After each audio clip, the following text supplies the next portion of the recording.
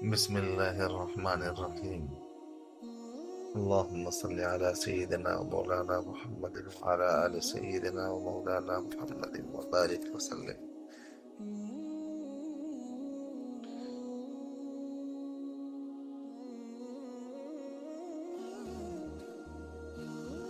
أعوذ بالله من الشيطان الرجيم. بسم الله الرحمن الرحيم. وما أنفقتم من شيء فهو يخلفه وهو خير الرازقين.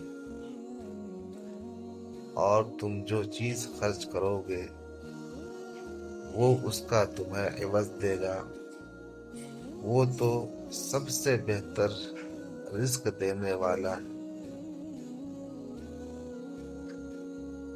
سامعین کرام، صدقہ کی فضیلتیں آپ نے بارہا پڑھی ہوں گی اور سنی ہوں گی، مگر میں آج ایک واقعہ اس حوالے سے بہت ہی مفید پیش کرتا ہوں، اس سے آپ عبرت حاصل کریں۔ آپ کو بھی اور ہمیں بھی اللہ تعالیٰ اس واقعہ کے مطابق زندگی کو بعمل بنانے کی توفیق عطا فرمائے۔ واقعہ ایک نیک آدمی کے باغ کو سیراب کرنے والے بادل کا قصہ ہے۔ حدیث شریف میں ہے، حضرت ابو ہریرہ رضی اللہ تعالیٰ عنہ سے روایت ہے، حضور پاک صلی اللہ علیہ وسلم نے ارشاد فرمایا، ایک مرتبہ ایک آدمی کسی جنگل سے گزر رہا تھا کہ اس نے ایک بادل میں سے یہ آواز سنی، فلاں شخص کے باغ کو سیراب کرو۔ بادل اس طرف چل پڑا اور ایک سیاہ پتھروں والی زمین میں جا کر برسا۔ ایک نالی نے سارے پانی کو سمیٹا۔ وہ آدمی پانی کے پیچھے چلتا رہا یہاں تک کہ اس نے دیکھا کہ ایک آدمی اپنے کدال کے ذریعے اپنے باغ میں پانی تقسیم کر رہا ہے۔ اس شخص نے پوچھا، اے اللہ کے بندے، تیرا نام کیا ہے؟ باغ والے نے جواب میں وہی نام ذکر کیا جو اسے بادل میں سنائی دیا تھا۔ پھر اس باغ والے نے کہا، اے اللہ کے بندے، تو مجھ سے میرا نام کیوں پوچھتا ہے؟ اس نے جواب دیا، میں نے اس بادل میں جس کا یہ پانی ہے آواز سنی تھی کہ فلاں کے باغ کو پانی لگاؤ، وہ تیرا نام تھا، تو اس میں کیا کرتا ہے؟ باغ والے نے جواب دیا، میں اس زمین کی پیداوار کو دیکھتا ہوں، اس میں 1/3 صدقہ کرتا ہوں، 1/3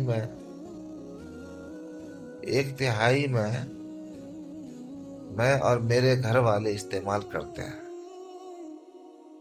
اور 1/3 اسی میں اگا دیتا ہوں، اسی میں لگا دیتا ہوں، اس کی کھیتی پر لگا دیتا ہوں۔ آپ نے دیکھا صدقہ کی برکت، تو صدقہ برکت کا سبب بنتا۔ قرآن کریم اور احادیث نبویہ میں صدقہ کی ترغیب اور اس کا اہتمام کرنے کا حکم ملتا ہے۔ ان آیات اور احادیث سے یہ بات معلوم ہوتی ہے کہ صدقہ کرنے سے مال کم نہیں ہوتا، بلکہ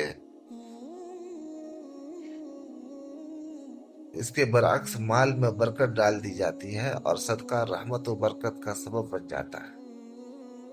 اسی معنی کی طرف اشارہ کرتے ہوئے اللہ تعالیٰ نے فرمایا نا، وَمَا أَنفَقْتُم مِّن شَيْءٍ فَهُوَ يُخْلِفُهُ وَهُوَ خَيْرُ الرَّازِقِينَ، اور تم جو چیز خرچ کرو گے وہ اس کا تمہیں عوض دے گا، وہ سب سے بہتر رزق دینے والا ہے۔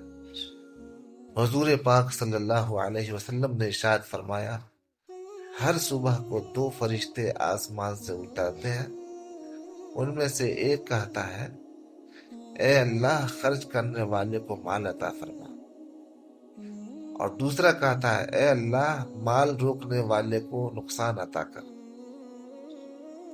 جو اللہ کے راستے میں خرچ کرتا ہے نا، اللہ کے لیے خرچ کرتا ہے، اللہ کی رضا کے لیے، کسی کو کچھ دیتا ہے یا دین کو نفع پہنچاتا ہے، تو اس کے لیے فرشتے جو ہے برکت کی دعا کرتے ہیں کہ ہاں کہ یا اللہ اس خرچ کرنے والے کو مال عطا کر. ایک اور حدیث میں صراحت کے ساتھ یہ مضمون آیا ہے کہ صدقہ مال کو کم نہیں کرتا. جی، اس موقع پر ایک سوال اٹھتا ہے کہ صدقہ نام ہے اپنے مال کو خرچ کرنے کا، اس سے مادی اور ظاہری طور پر مال میں کمی کا واقع ہونا ایک حسی چیز ہے.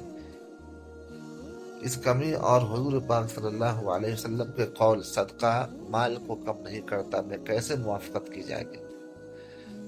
اس سلسلے میں علماء اکرام کی رائے یہ ہے کہ صدقہ کے سبب سے حاصل ہونے والی کمی دو طریقے سے پوری ہوتی ہے. نمبر 1، مال میں برکت کا حصول اور نقصان دہ امور سے حفاظت، لہذا یہ ظاہری کمی پوشیدہ برکت سے پوری ہو جاتی ہے.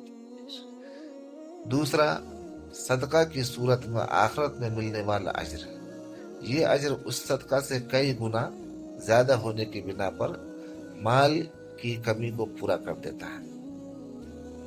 میری رائے کے مطابق پہلی توجہ آیات و احادیث کے زیادہ موافق ہونے کے بنا پر ایسا ہے. اس کی ترجیح کی دوسری وجہ یہ ہے کہ دوسرا معنی ضمناً اس میں داخل ہے، وہ اس طرح کہ دنیا میں اس کے مال میں اضافہ کے ساتھ ساتھ آخرت میں بھی اس کو ثواب دیا جائے گا. پہلی رائے کی تائید حدیث قدسی میں مذکور اللہ تعالیٰ شانہ کے اس مبارک ارشاد سے بھی ہوتی ہے کہ اے ابن آدم اگر تو خرچ کرے گا تو میں تجھ پر خرچ کروں گا. اس قصہ کی تیسری تائید یہ ہے کہ ہم جس قصہ کے دروس و فوائد بیان کر رہے ہیں اس میں مذکور ہے کہ اللہ تعالیٰ نے اس شخص کے رزق میں اسباب برکت کو ودیعت فرمایا، اس شخص کے رزق میں اسباب برکت کو ودیعت فرما دیا، اس طرح کہ اس نے ایک آدمی کی زمین کی طرف ایک بادل کو بھیج دیا جو اس کی زمین میں بارش برسا ہے. اس بارش کی وجہ سے زمین میں زندگی پیدا ہوئی، کھیتی میں اضافہ ہو گیا اور آدمی کو اس سے صدقہ شدہ مال سے کئی گنا زیادہ عطا کیا گیا ہے. یہ قصہ صراحت کے ساتھ اس بات پر دلالت کرتا ہے کہ صدقہ مال کی حفاظت کرتا ہے، صدقہ مال کی حفاظت کرتا ہے اور اس کو بڑھاتا ہے. لیکن اس کے ساتھ ساتھ اس قصے سے یہ بھی معلوم ہوتا ہے کہ بخل مال کی برکت کو ختم کر دیتا ہے اور اسے ضائع کر دیتا ہے. ایک حدیث میں آتا ہے کہ جو ہی لوگ اپنے اموال کی زکوٰۃ کو روکیں گے ان سے بارش کو روک دیا جائے گا. چنانچہ آج حالات دیکھ لیجیے، اگر جانور نہ ہو تو ان پر بارش نہ ہو، بارش کے بند ہونے سے پانی ختم ہو جاتا ہے اور پانی کے ختم ہونے سے زندگی ختم ہو جاتی ہے اور اس کی تاخیر کا خاتمہ ہو جاتا ہے اور اس کے خیر کا بھی خیر خاتمہ ہو جاتا ہے.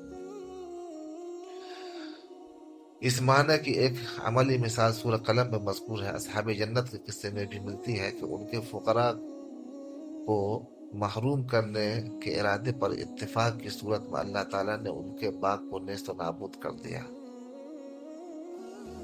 اس قصے سے معلوم ہوتا ہے کہ وہ شخص اپنی زمینی پیداوار کو بوائی کے علاوہ دو جگہوں میں خرچ کرتا تھا. ایک تو تہائی مال کو صدقہ کر دیتا تھا اور دوسرا یہ کہ وہ اپنے اہل و عیال پر خرچ کرتا تھا. اس عمل کو حضور پاک صلی اللہ علیہ وسلم مقام مدح میں لائے ہیں، جس سے معلوم ہوا کہ اپنے اہل و عیال پر خرچ کرنے سے انسان کو ثواب ملتا ہے. اس بات کی تائید حضرت ثوبان رضی اللہ تعالیٰ عنہ کی ایک صحیح حدیث سے ہوتی ہے. حضور پاک صلی اللہ علیہ وسلم نے ارشاد فرمایا آدمی کے خرچ کردہ دیناروں میں سے سب سے افضل دینار وہ ہے جسے آدمی اپنے اہل و عیال پر خرچ کرے، اور وہ دینار جسے اللہ کے راستہ میں اپنی سواری پر خرچ کرے، اور وہ دینار جسے اللہ کے راستہ میں اپنے ساتھیوں پر خرچ کرے. ابو قلابہ فرماتے ہیں حضور پاک صلی اللہ علیہ وسلم نے عیال سے شروع فرمایا، لہذا اس شخص سے زیادہ اجر والا کون ہو سکتا ہے جو اپنے نابالغ عیال پر خرچ کرے، انہیں سوال کرنے سے بچائے رکھے اور فائدہ پہنچائے. احادیث سے یہ بھی معلوم ہوتا ہے کہ اہل و عیال پر خرچ کرنا نفلی صدقہ کرنے سے افضل ہے. ایک صحیح حدیث میں رسول اللہ صلی اللہ علیہ وسلم کا ارشاد ہے فرمایا ایک دینار وہ ہے جسے تو اللہ کے راستے میں خرچ کرے، ایک دینار وہ ہے جسے تو غلام کی آزادی میں خرچ کرے، ایک دینار وہ ہے جسے تو مسکین پر صدقہ کر دے، اور ایک دینار وہ ہے جسے تو اپنے اہل و عیال پر خرچ کرے۔ سب سے زیادہ اجر والا دینار وہ ہے جسے تو اپنے اہل و عیال پر خرچ کرے۔ اسی وجہ سے حضور پاک صلی اللہ علیہ وسلم کے مبارک ارشادات سے یہ رہنمائی ملتی ہے کہ انسان خرچ کرنے میں اپنے اہل و عیال کو دوسروں پر مقدم رکھے۔ ایک حدیث میں آتا ہے اپنے نفس سے شروع کرو اور اس پر صدقہ کرو، اگر کچھ بچ جائے تو تیرے اہل و عیال کے لیے، اور اگر تیرے اہل سے بھی بچ جائے تو قریبی رشتہ داروں کے لیے، اور اگر قریبی رشتہ داروں سے بچ جائے تو سامنے والوں کے لیے، اور دائیں طرف والوں کے لیے، اور بائیں طرف والوں کے لیے۔ اس حدیث سے اپنے ہاتھ کی کمائی کی فضیلت بھی معلوم ہوتی ہے، کیونکہ وہ آدمی اپنے باغ میں اپنے ہاتھ سے محنت و کام کاج کرتا تھا۔ ایک حدیث میں آتا ہے کہ کوئی شخص اس سے بہتر کھانا نہیں کھا سکتا کہ وہ اپنے ہاتھ کی کمائی سے کھائے، اور بے شک اللہ تعالیٰ کے نبی داؤد علیہ السلام اپنے ہاتھ کی محنت سے کھایا کرتے تھے۔ اپنے ہاتھ کی محنت سے کمانا دوسرے اسباب معیشت سے چند وجوہات کی بنا پر افضل ہے۔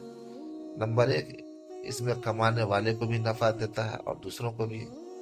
نمبر دو، سوال کرنے اور مانگنے کی ذلت سے چھٹکارا مل جاتا ہے۔ نمبر تین، بیکار پڑے رہنے سے چھٹکارا مل جاتا ہے، کیونکہ بیکار پڑا رہنا فراغت اور فضولیات میں ڈال دیتا ہے، جس سے انسان کی زندگی ضائع ہو جاتی ہے۔ نمبر چار، اللہ تعالیٰ کی ودیعت کردہ نعمتوں سے فائدہ اٹھانا ممکن ہو جاتا ہے۔ اگر محنت نہ کی جائے تو نعمت الہیہ کے ضائع ہونے کا اندیشہ ہے۔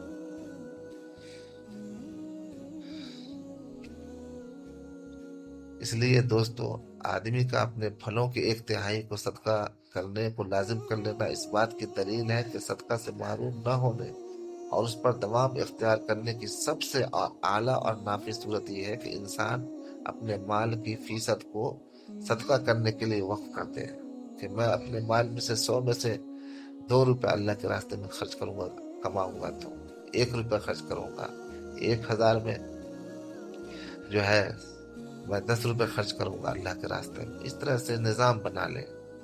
اس طرز عمل سے شیطان کی ناک جو ہے گرد آلود ہو جاتی ہے، کیونکہ وہ لوگوں کو انجام سے ڈرا کر صدقہ کرنے سے روک دیتا ہے۔ اللہ تعالیٰ کا ارشاد ہے الشیطان یعدکم الفقر ویأمرکم بالفحشاء واللہ یعدکم مغفرۃ منہ وفضلا۔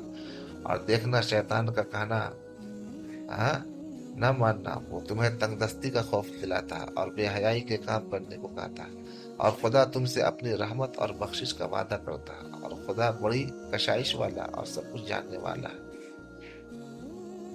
آدمی کا بادل میں سے باغ والے نیک آدمی کے نام کو سننا اس بات کی دلیل ہے کہ نیک اور متقی لوگ ملائے اعلیٰ یعنی فرشتوں کے نزدیک اپنے کاموں کے ساتھ متعارف ہوتے ہیں، اور یہ کہ اللہ تعالیٰ فرشتوں کو اپنے نیک بندوں میں مصروف فرما دیتے ہیں۔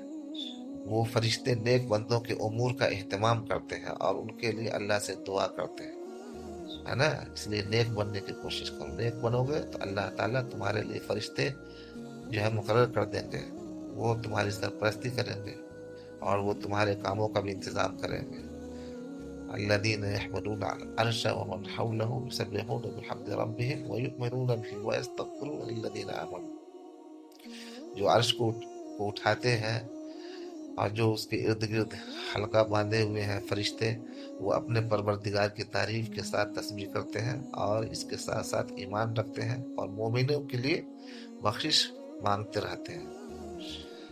اس قصہ میں متقی لوگوں کو بغیر وہم و گمان کے رزق کے حصول کی حقیقی تعبیر کی گئی ہے، اور یہ قصہ اللہ تعالیٰ کے اس وعدہ کا مصداق ہے جس کی مخالفت نہیں ہو سکتی۔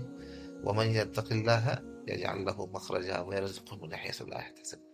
اور جو کوئی خدا سے ڈرے گا وہ اس کے لیے رنج و غم سے مخلصی کی صورت پیدا کرے گا، نجات کی صورت، اور اس کو ایسی جگہ سے رزق دے گا جہاں سے وہم و گمان بھی نہ ہو۔